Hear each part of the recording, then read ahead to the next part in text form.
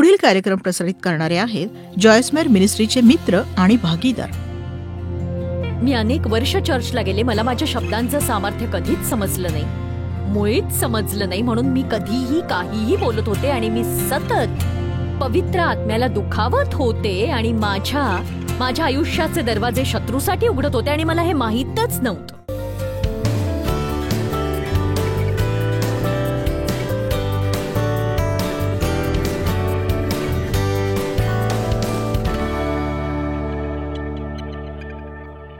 बायबलमध्ये पवित्र आत्मा हा एका कबुतरासारखा दाखवण्यात आलाय. आता हाच पक्षी का, कावळा का नाही, गरुड का नाही किंवा इतर कुठला का नाही? कारण हा पक्षी फार मृदू असतो, केवळ सुंदर नाही तर एक कोमल असा पक्षी. पवित्र आत्मा हा फार फार कोमल आहे आणि बायबलमध्ये कबुतरासारखा पक्षी असं म्हटलं गेलंय. आपण थोडक्यात मत्तय अध्याय 3 वचन 16 पाहू. आपण पाहतो की येशूच्या बाप्तिस्म्याच्या वेळी पवित्र आत्मा त्यावर कबुतरासारखा आला. मग बाप्तिस्मा घेतल्यावर येशू पाण्यातून लागलीच वर आला आणि पहा, आकाश उघडले. तेव्हा त्याने देवाचा आत्मा कबुतरासारखा उतरताना व आपणावर येताना पाहिला. आणि हे चारही शुभवर्तमानात दिसून येतं. हे 3 ठिकाणी दिसतं आणि इतर ठिकाणी असंही म्हटलं गेलंय की त्याच्यावर बेमाप आत्मा आला आणि राहिला. आणि खरंच ही जी बाब आहे ही मला फारच आवडते की त्याच्याकडे न मोजण्या इतका आत्मा होता. आणि मला माहिती आहे आपल्या सगळ्यांकडे पवित्र आत्मा आहे, पण आपण आपल्या जीवनात पवित्र आत्म्याचा बहाव मर्यादित करतो, कारण आपण व्यवस्थित कसं वागावं हे आपल्याला माहीत नसतं. जेणेकरून या विस्मयकारक, सुंदर, कोमल, प्रेमळ, दयाळू, सांत्वन देणारा असा जो पवित्र आत्मा आहे आपल्या जीवनात तो कार्यरत राहील. तो कोमल आहे. मी एक उदाहरण देते तुम्हाला. मी ही गोष्ट ऐकली होती. न्यूयॉर्कमध्ये एक जोडपं राहत होतं. उन्हाळ्याचे दिवस होते आणि त्यांच्या खिडक्या बऱ्याच उघड्या असायच्या आणि एका खिडकीचा एक भाग होता ज्यावर नेहमी एक कबूतर येऊन बसायचं आणि पुष्कळदा त्यांच्यात वादविवाद आणि चिडचिड व्हायची. पण ते कबूतर तिथेच असायचं. पण त्याच्यासोबत एक कबुतरासारखाच पक्षी येऊन बसायचा आणि त्यांच्या लक्षात यायला लागलं की त्यांचा वाद होत असला की तो पक्षी उडून जायचा. बघा, तुमची इच्छा असेल तर कबुतराचा धर्म अंगी बाळगा.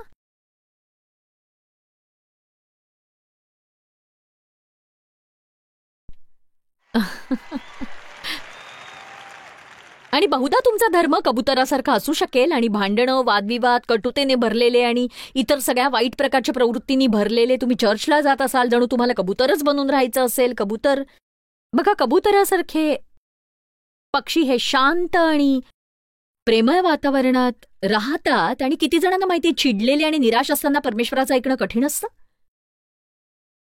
पवित्र आत्म्याच्या मार्गदर्शनाखाली चालणं कठीण असतं. आपण स्वतःतच घुसतो, दैहिक होतो, काय चाललंय तेच आपल्याला समजत नाही. आपण आधीच एक मूर्खपणा केलाय, आपण मूर्खपणा करत राहतो कारण आपण शांत बसून देवाला आपल्याशी बोलू देत नाही. आता मी काय बोलणार आहे ते जरा नीट ऐका. आपल्या घरात आणि आपल्या आयुष्यात पवित्र आत्म्याला आरामात राहता येईल असं वातावरण आपण तयार करू शकतो आणि आपण ते करायलाच हवं हे लक्षात घ्यायला हवं तुम्ही. आता मी हे पुन्हा बोलणार आहे कारण हे महत्वाचं आहे. आपण प्रत्येकाने आपल्यासाठी हे दुसरं कोणी करू शकत नाही. आपण असं वातावरण निर्माण करून ते टिकवायलाही हवं आपल्या घरात आणि आपल्या नोकरीच्या ठिकाणी, जमेल तितकं आपल्या नात्यामध्ये, आपल्या मैत्रीमध्ये आपण असं वातावरण निर्माण करायला हवं जे शांतिमय, प्रेमळ, शांत, न भडकणारं हवं. असं ज्यात पवित्र आत्मा आरामात बसून आपल्या पूर्ण क्षमतेने कार्य करू शकेल. आणि असं आपण करू शकतो.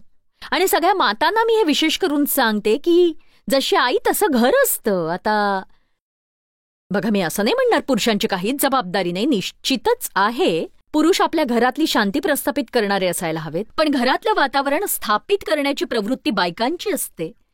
आणि म्हणून मी तुम्हाला हे प्रोत्साहन देऊ इच्छिते की सकाळी उठल्यानंतर त्या जमिनीवर पाय ठेवण्याआधी परमेश्वराशी बिछाण्यातच बोलण्यात थोडा वेळ घालवा तुम्ही. कारण एक सांगू का, तो तुमच्यावर नसल्यास तुम्ही वाईट वागाल आणि मी वाईट वागीन, आणि मला तसं करायचं नाही. मला उठून घरात असं वातावरण निर्माण करून टिकवायचंय ज्यात माझ्या मुलांची वाढ होऊन त्यांचं संगोपन होईल. माझी मुलं आता घरात नसतात, पण ते असताना ते मी करायला शिकले. आणि माझ्या पतीसोबत पटायला हवं. मला शांतीत राहायचंय, एका उत्तम पद्धतीने ख्रिस्ताचं प्रतिनिधित्व करायचंय. मला सतत कुणावर तरी चिडून वाद घालून माझी शांती गमवायची नाही. माझ्या जीवनात मला पवित्र आत्म्याचं सानिध्य हवं आहे. आणि जरी माझं लोकांसोबत पटत नसलं, इतर काही कारणं असतील, मी तसं करते कारण मला माझ्या जीवनात पवित्र आत्म्याचं सानिध्य हवंय, कारण आपलं त्याच्याशिवाय भागत नाही.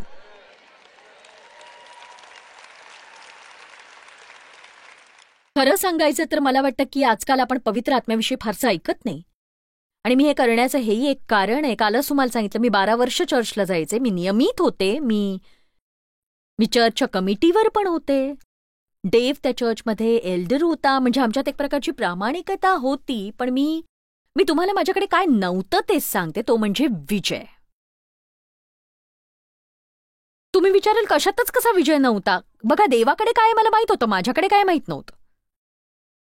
मला माहित होतं तो सामर्थ्यशाली, पण मी सामर्थ्यशाली असू शकते हे माहित नव्हतं. पवित्र आत्मा कसा आहे माहित होतं, पण हे माहित नव्हतं की तो माझ्यात वास करू इच्छितो आणि माझ्याशी जवळचं नातं साधू इच्छितो. आपत्कालीन परिस्थितीत मी देवाचा धावा केला, पण माझ्या लक्षात आलं नाही मी आपत्कालीन जीवन जगत होते. माझ्या लक्षात आलं नाही माझ्या जीवनात सगळंच आपत्कालीन होतं. मी सगळ्या छोट्या गोष्टी हाताळायचे. मग जेव्हा काहीतरी मोठं समोर यायचं, मी ते परमेश्वराकडे न्यायचं. आणि शेवटी मला समजलं परमेश्वरासाठी सगळं छोटं आहे, म्हणून आपल्या आयुष्यात जे काही चाललंय त्या सगळ्यातच आपण त्याला समाविष्ट करावं. आणि मी पुढे जाण्याआधी मी पुन्हा हे सांगते की पवित्र आत्मा हा अत्यंत मौल्यवान आहे, आपल्यासाठी अत्यंत मौल्यवान आहे. आणि माझ्या आजच्या शिकवणीतून तुमच्या लक्षात येईल की आपण कधीकधी ज्या पद्धतीने जगतो त्यात पवित्र आत्मा हा नसतोच. जेव्हा मी म्हणते की तो जात नाही, तो आपल्यासोबत राहतो, पण आपण त्याला आपल्या जीवनात प्रकट होऊ द्यायला हवं.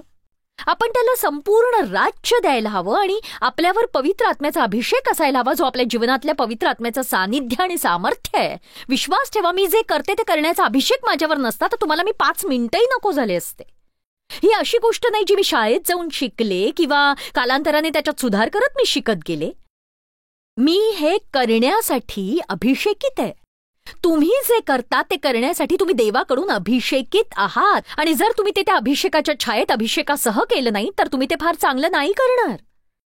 तुम्हाला जर यशस्वी व्हायचंय, तुम्हाला व्यवसायात यशस्वी होण्याची 12 भागांच्या शृंखलेची खरंच गरज नाही. तुम्ही काय करायला हवं हे दाखवण्यासाठी, तुम्हाला वाट दाखवून मार्गदर्शन करण्यासाठी पवित्र आत्म्याची अधिक गरज आहे. म्हणूनच पवित्र आत्मा हा अत्यंत मौल्यवान आहे आणि आपण त्याच्यासोबत सहभागितेत राहायला हवं, जेणेकरून तो आपल्यासोबत सतत राहील, टिकून राहील.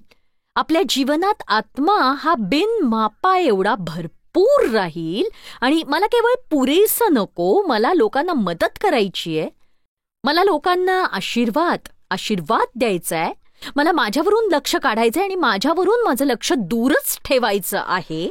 मला प्रीतीत वाटचाल करायची आणि तसं करण्यासाठी मला पवित्र आत्म्याची गरज आहे. सगळ्यांनी म्हणा, मला पवित्र आत्म्याची गरज आहे. ठीक आहे, आपण इफिस्करास 4 पाहू. बायबल म्हणतं आपण पवित्र आत्म्याला दुखावू शकतो. आणि मला इतकं विचित्र वाटतं, तितकं तुम्हालाही वाटेल. पवित्र आत्म्याला दुखावल्याची कल्पना करा आणि खरं तर मला खात्री आहे आपण कल्पनेपलीकडे पवित्र आत्म्याला दुखावत असतो. इफिस्करास 4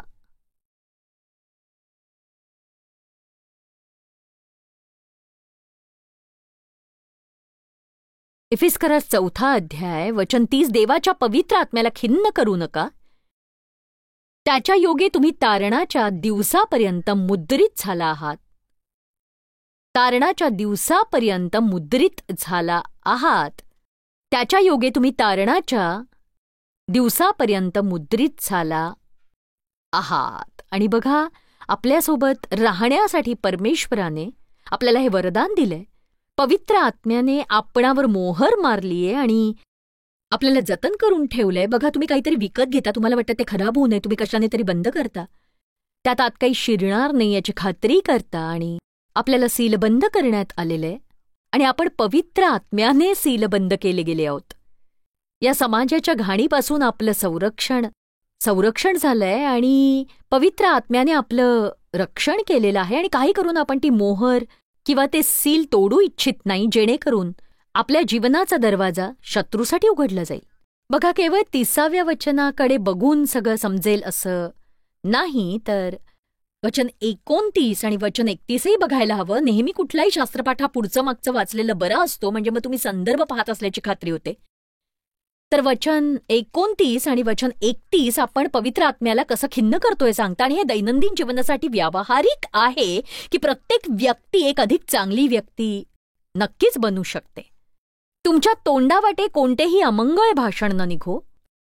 तुमच्या तोंडावाटे कोणतेही अमंगळ भाषण न निघो, तर गरजेप्रमाणे आध्यात्मिक उन्नती करता जे काही उपयुक्त तेच मात्र निघो, यासाठी की तेणेकरून एक कृपादान प्राप्त व्हावे.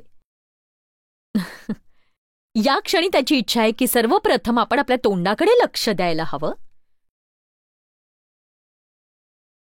असं का आहे की आपण ज्या पद्धतीने बोलतो त्याने पवित्र आत्मा खिन्न होईल? कारण सोपं आहे की जीवन आणि मृत्यूचं सामर्थ्य जिभेत आहे. आता सांगायचं झालं तर आपण जर यावर विश्वास ठेवला, मनापासून विश्वास ठेवला, तर आपण काय बोलतो याबद्दल आपण काळजी घेऊ. दुसऱ्या पद्धतीने सांगायचं तर आपण कुठल्याही थरापर्यंत विश्वास ठेवू, आपण तितकंच आपल्या बोलण्याबद्दल दक्षता बाळगू. आता कालांतराने मी काय बोलते यावर मी खूप दक्षता बाळगते आणि मी नियमितपणे याचा अभ्यासही करते, अगदी नियमितपणे. गेल्या आठवड्यात एका सकाळी देवासोबतच्या माझ्या सहभागितेत मी शब्दांच्या सामर्थ्यावर अभ्यास केला, कारण मी खूप बोलघेवडी आहे आणि कधी कधी बोलघेवडे लोक खूपच मोठ्या अडचणीत फसू शकतात, कारण ते फक्त बोलत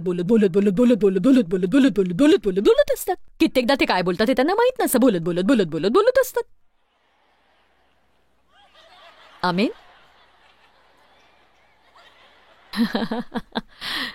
शब्द फार महत्वाचे असतात. शब्द हा सामर्थ्याचा साठा असतो. शब्दांच्या सामर्थ्यावर मी पुष्कळ लिहिलंय, पुष्कळ शिकवलंय. मी काय बोलते हे कळत नसेल तर पुन्हा ऐका. मी अनेक वर्ष चर्चला गेले, मला शब्दांचं सामर्थ्य कधी समजलं नाही, कधी नाही, आणि मी सतत पवित्र आत्म्याला दुखावत होते. माझ्या आयुष्याचे दरवाजे मी सैतानासाठी उघडत होते आणि मी सतत ते दरवाजे त्याच्यासाठी उघडले आणि मला कळतही नव्हतं. आणि तुम्ही जर असं करत असाल तर बहुधा तुम्हाला माहीत नसेल, पण आता मी तुम्हाला सूचना देते, जाहीर करते की तुमचे शब्द हे सामर्थ्यशाली आहेत. जीवन आणि मृत्यूचं सामर्थ्य तुमच्या जिभेत आहे. जे त्याचे भागीदार आहेत त्यांना तसंच प्रतिफळ मिळेल, जीवनाकरता किंवा मृत्यूकरता. आमेन. आणि हो, मी टीव्हीवरून पाहणाऱ्यांनाही हे सांगते, असं समजू नका की मी तुमच्याकडे दुर्लक्ष केलंय. मला आत्ता माझ्या मनात डोकावून पाहिलं तर हे दिसतंय की तुम्ही विचार करताय, बहुधा हे माझ्यासाठी नसेल, पण हे तुमच्यासाठीच आहे बरं का. हे तुमच्यासाठी आहे. याचं नवल वाटतं की कसं तो सुरुवातीलाच म्हणतो, तुम्ही कसे बोलता याची दक्षता बाळगा. आणि तो म्हणतो, जेव्हा तुम्ही एकमेकांशी बोलता, मी त्यात भर घालते, जेव्हा तुम्ही एकमेकांशी बोलता, तुम्ही सांगू शकता की याने मन दुखावलं असेल. गर्दीतून अशी थोडीशी कुजबुज ऐकू आलीये मला, कारण आपल्याला एकमेकांबद्दल बोलायला खूप आवडतं, नाही का? याचा अर्थ असा की आपण केवळ चांगल्या आणि इतरांच्या आध्यात्मिक उन्नतीसाठी उपयुक्त अशाच गोष्टी बोलायला हव्यात. म्हणजेच आपण जेव्हा कुणाशी बोलतो, आपल्या बोलण्याने त्यांना बरं वाटावं, त्यांच्या वाटेत आपण त्यांना नेहमी प्रोत्साहन द्यावं. आणि हो, त्यात सुधारणेचाही समावेश आहे, पण सुधारणा योग्य पद्धतीने करायला हवी. ती कठोर होता कामा नये किंवा गर्विष्ठ आणि उद्धटपणाने भरलेली नको, ती योग्य पद्धतीने असावी. आपण सुधारणा करावी जर त्यांच्या आयुष्यात ती करण्याचा अधिकार आपल्याकडे असेल, पण अति करू नये, काळजी घ्यावी आणि त्यांचा आत्मा न तोडता हे देखील पवित्र आत्म्याच्या मार्गदर्शनानुसार असायला हवं. लोकांना स्वतःबद्दल बरं वाटेल असं आपण वागायला हवं. आणि जेव्हा आपण इतरांशी बोलतो, आपण त्यांच्या प्रतिष्ठेचं रक्षण करत बोलायला हवं. ते खराब करण्याचा प्रयत्न नाही करू आपण. विचार करा की आपलं जीवन कसं बदलेल, आपल्याला किती बरं वाटेल जर आपण सगळं तेच बोललो जे बोलण्यायोग्यच आहे. जे बोलण्यायोग्य असेल तेवढंच बोललात तर किती बरं असेल. आता मी हे इतक्यावरच सोडते कारण मला पुढे सरकायचंय. पवित्र आत्म्याला खिन्न करू नका, ज्याच्या योगे तुम्ही मुद्रित झाला आहात. वचन 31, सर्व प्रकारचे कटुत्व, संताप, क्रोध, कलकलाट व अभद्र भाषणही अवघा दुष्टपणा सुद्धा तुम्हापासून दूर करण्यात येओ. तुम्हापासून दूर करण्यात येओ. तुम्हापासून दूर करण्यात येओ. सर्व प्रकारचे कटुत्व, संताप, क्रोध, कलकलाट व अभद्र भाषणही. तर आपण इथे काय पाहतो, जर आपल्याला फार व्यावहारिक राहायचं असेल तर एक सांगू, परमेश्वराचं वचन व्यावहारिक आहे. मी कृतज्ञ आहे, हे केवळ आपल्या डोक्यावर वावरत नाही. आशा आहे की आज इथून परतल्यावर कोणी विचारलं जॉयसने आज कशावर संदेश दिला, तर निदान तुम्ही ऐकल्याचं काहीतरी त्यांना सांगू शकाल, जे तुम्ही घरी घेऊन जाऊ शकता, तुमच्या जीवनात त्याचा उपयोग करू शकता. तर आपण पाहतो की आपल्या जीवनात हे अद्भुत आणि विस्मयकारक दान आहे. पवित्र आत्म्याचं त्रैक्यातील तिसरी व्यक्ती परमेश्वर खुद्द आपल्यात वास करतोय. केवळ आपल्या सोबत नाही तर आपल्या आत वास करतोय. आपल्याला मार्गदर्शन करतो, वाट दाखवतो, निकाल लावतो, शिकवतो, मदत करतो, सांत्वन करतो, सल्ला देतो, लागणारं सगळं काही. आणि तो म्हणतो की तुमच्या जीवनातलं हे अनमोल दान तुम्ही कसं हाताळता याची काळजी घ्या. दक्षतापूर्वक जगा. त्याला मनस्ताप देऊ नका, दुखवून खिन्न करू नका. आणि हो, तुम्ही हे अशा प्रकारे करू शकता. तुम्ही जर अयोग्य गोष्टी बोलाल ज्याने मृत्यूची सेवा होते, त्याने पवित्र आत्मा दुखावला जाणार. तुम्ही जर चिडलात, कटू आणि चिडखोर झालात, तुम्ही क्षमा न करण्याच्या भावनेने मरून गेलात, तुम्ही वाद घालत राहिलात. तुम्हाला माहितीये, जेव्हा तुम्ही घरात बंद दरवाजा मागे वाद घालून भांडता, रागाने आरडाओरडा करता आणि रविवारी चर्चला जाता, हे परमेश्वराला आवडत नाही. म्हणजे ही चांगली गोष्ट आहे, आपण चर्चला जातो, बहुधा तिथे असल्यावर आपल्याला मदत मिळेल. पण एक सांगू, आपण हे लक्षात घ्यायला हवं, आपण असं वागता कामा नये की रविवारी सकाळी चर्चमध्ये एक रूप आणि दुसरं रूप घराच्या दाराआड किंवा कामावर किंवा बाजारपेठेत. याचा उपयोग नाहीये. येशूनं म्हटलं, मार्ग, सत्य व जीवन मीच आहे. रविवार सकाळची चर्चची उपासना नाही. तुम्ही जगता तो मार्ग मी आहे. माझ्या मागे या, त्याने आपल्या शिष्यांना सांगितलं. या व माझ्याकडून शिका, कारण मी नम्र, कोमल, सौम्य व साधा आहे. मी कठोर, कडक, तीक्ष्ण व दबाव टाकणारा नाही. येशू ख्रिस्ताच्या प्रतिमेत आपलं परिवर्तन होत असतं. येशूसारखं बनणं हेच प्रत्येक विश्वासणाऱ्याचं ध्येय असायला हवं. एक सांगू, प्रत्येक क्षमा न करण्याच्या भावनेने पवित्र आत्मा दुखावला जातो. बघा, आज इथे असे लोक आहेत की तुमचं परमेश्वरावर खरंच प्रेम आहे, पण तुम्ही इथे चिडून आला आहात. सत्य हे की तुम्ही जर ऐकलं नाही, घरी परतूनही चिडलेलेच राहिलात. तुम्ही ज्या व्यक्तीवर चिडलात त्याच व्यक्तीसोबत इथे आला असाल, मला माहित नाही. तुम्ही इथे पोहोचेपर्यंत भांडत आलाय, विचार केला असेल इकडे तोपर्यंत व्यवस्थित वागाल. मला माहिती, कारण देव आणि मी सतत असं करायचो. म्हणजे हे काही मी तुमच्यावर दगडफेक करत नाहीये. मी इतकंच म्हणते, मला कळतं, मला समजतं. पण एक सांगू, जेव्हा मी शिकले, आता माझं ऐका, जेव्हा मी शिकले की माझ्या रागामुळे मी काय गमावतीये, ते ऐकताय ना माझं?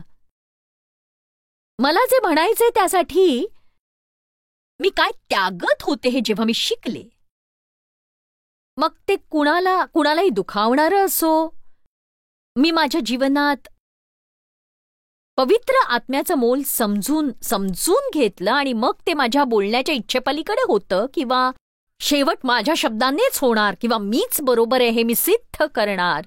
बघा, तुम्हाला सत्य सांगू का, आपण वाद घालत असलेल्या बहुतांश गोष्टींचा दीर्घकाळात काहीही फरक पडत नाही आणि त्याने नुकसानच होतं.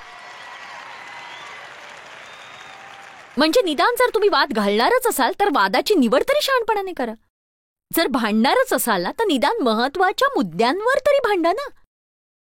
कुठल्या वाटेने दुकानात जायचं ह्याच्यावर का भांडताय तुम्ही?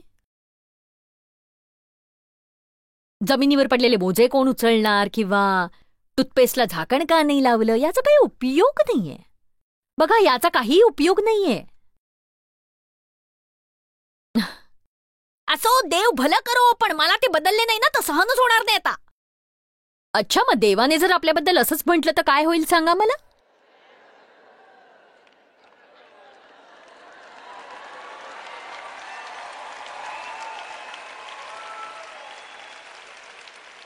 तुमची आई जर तुमच्या बाबतीत असं वागली तर काय होईल?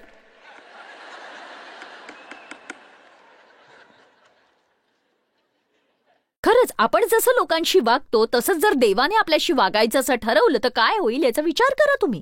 मी हे आता आणखी एक दिवसही सहन करणार नाही. तू जर सुधारला नाहीस आणि लवकर सुधारला नाहीस तर इथून चालती होईन. कळतंय का कुणाला मी काय म्हणतेय? थोडं आणखी सहन केलं किंवा थोडं आणखी सहनशील झालो तर काय होईल? कसं होईल जर आपण विश्वास ठेवला लोक बदलतील? काय होईल जर लोकांसाठी आपण प्रार्थना केली, त्यांच्यासमोर एक उत्तम उदाहरण म्हणून राहिलो तर कसं असेल सांगा मला? आपण केवळ गप्प राहून उत्तम उदाहरण बनून राहिलो तर कसं असेल?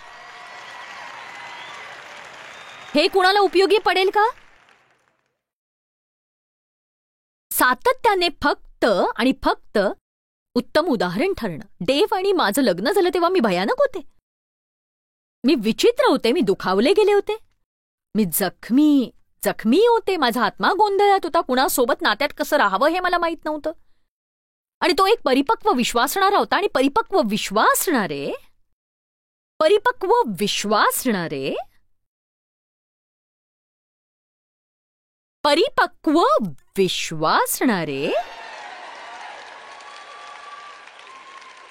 जेव्हा देवला मी भेटले, त्याने प्रार्थना केलेले त्याला मिळालं. कारण त्याला लग्न करायचं होतं आणि त्याने परमेश्वराकडे पत्नीसाठी प्रार्थना केली आणि तो म्हणाला, देवा असं कोणी असू दे जिला मदतीची गरज आहे. म्हणून त्याला हवं ते त्याला मिळालं. पण एक बाब ही होती की तो ते निदान 3 वर्ष सहन करायला तयार होता. 3 दिवस नाही, 3 आठवडे नाही, 3 वर्ष माझ्यासमोर देव प्रीती, स्थिरता आणि शांतीचं अट्टल असं उदाहरण होता, ज्याच्याकडे मी बघत होते.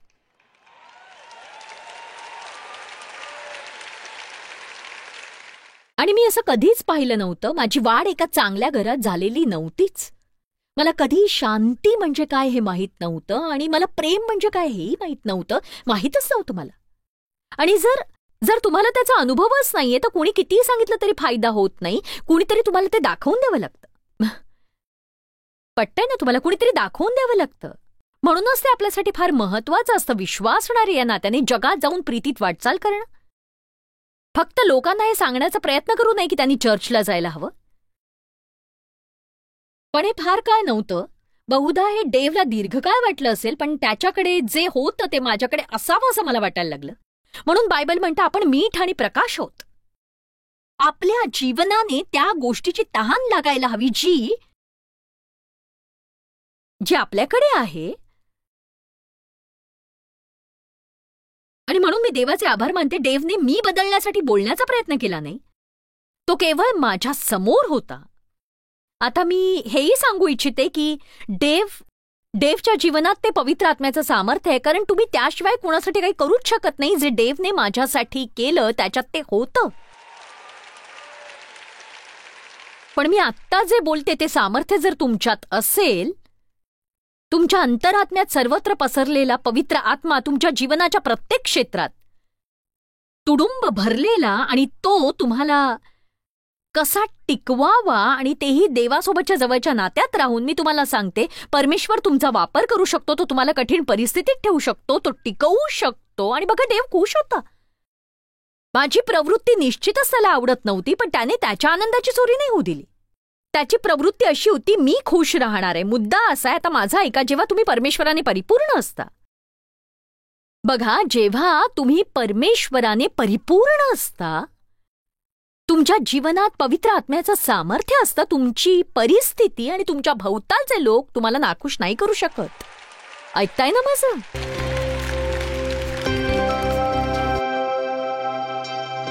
एक सांगू, बायबल म्हणतं की आपण पवित्र आत्म्याला खिन्न करू शकतो.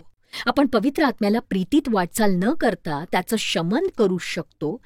आपल्या जीवनातील अभिषेकाचं रक्षण कसं करावं हे आपण शिकायला हवं, आणि हा अभिषेक आपल्यात वसणारं पवित्र आत्म्याचं सान्निध्य आणि सामर्थ्य आहे. आपण भांडणात कसं जगू नये हे शिकायला हवं. क्षमा करण्यास तत्पर, राग न धरणं, काय बोलतो याची काळजी बाळगणं इत्यादी. आणि मी देवाचे आभार मानते, तो सतत आपल्याला हे शिकवत असतो. आणि हे जॉयस मायर मिनिस्ट्रीज करता तुम्ही खूप मौल्यवान आहात. आम्हाला तुमचं कौतुक आहे आणि जगभरामध्ये हे सेवा कार्य शक्य करण्याकरता आम्ही आमच्या मित्रांचे आणि पार्टनर्सचे आभारी आहोत. आम्ही एकत्रितपणे भुकेल्यांना खाऊ घालतो, गरिबांना वस्त्र देतो आणि राष्ट्रांना सुवार्ता सांगतो. तुमच्या प्रार्थनेच्या विनंती करता आमच्याविषयी आणखी माहिती मिळवा. जॉयसच्या कॉन्फरन्सच्या तारखा पहा आणि ख्रिस्ताची प्रीती जगभरामध्ये पसरवण्याकरता आमचे सहभागी व्हा.